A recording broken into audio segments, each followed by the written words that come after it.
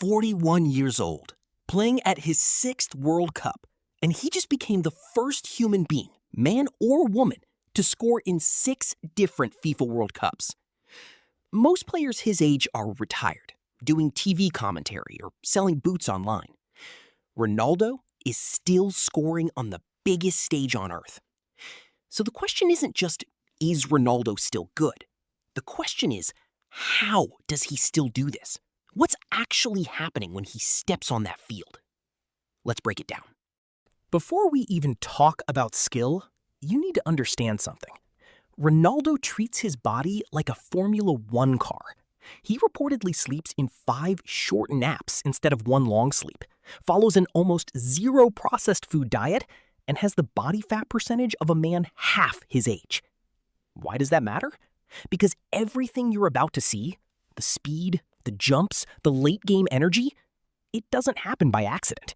It is engineered. That's the foundation. Now let's talk about what sits on top of it. Ronaldo's first weapon has always been speed. Not just straight-line sprint speed, but what coaches call explosive acceleration. That first 3 steps burst that leaves defenders flat-footed. In his prime, he could run 100 meters in under 10.9 seconds. For reference, that's elite athlete territory. But here's the smarter version of Ronaldo you see today at the 2026 World Cup. He doesn't chase the ball anymore. He reads where it's going to be. He positions himself, stays still, then explodes into the right spot at the right moment. Less energy, more goals.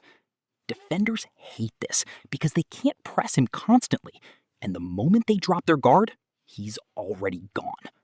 Now here's where Ronaldo separates himself from almost every footballer alive. His shooting technique is textbook perfection.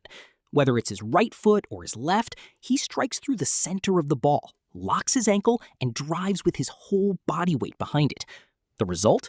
Shots that hit 80 to 130 kilometers per hour, some clocked even faster. Then there's the free kick.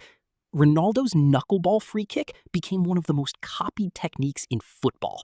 He strikes below the midline of the ball with minimal spin, so it moves unpredictably through the air. Dipping, swinging, goalkeepers genuinely cannot predict which way it goes. At the 2018 World Cup, he curled in a stunning free kick in the 88th minute to snatch a 3-3 draw against Spain. That's not luck. That's a skill he's rehearsed tens of thousands of times. Ronaldo's aerial ability is almost unfair. His vertical leap is measured at around 78 centimeters, higher than most NBA players at the time this was recorded. But the real secret isn't just how high he jumps. It's when. He times his run to perfection, arriving at the ball a half second after the defender has already committed. By the time they realize he's above them, it's already a goal.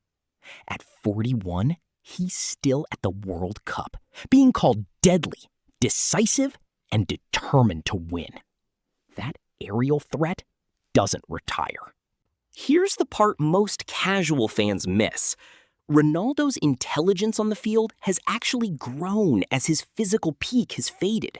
He reads the game like a chess grandmaster. Against Uzbekistan at this World Cup, when Portugal won a free kick on the edge of the box, everyone expected Ronaldo to take it. He walked over to teammate Nuno Mendes and said, "Let's fool the goalkeeper. He'll think it's me, but you hit it hard and score." That is elite tactical thinking. He used his own reputation as a weapon, a decoy, to create a goal for someone else. That's leadership.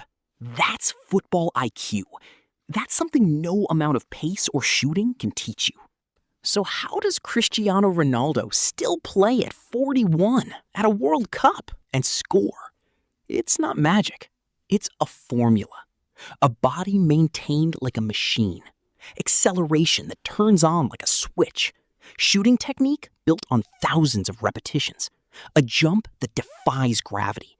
And a football brain that gets sharper every single year. He said it himself after scoring against Uzbekistan. "I always arrive. Sooner or later, I'm there." FIFA. That's Cristiano Ronaldo. Skill, discipline, and an obsession with being the best for over 2 decades. If you're watching the 2026 World Cup and wondering what you're actually watching when Ronaldo steps on that pitch, now you know.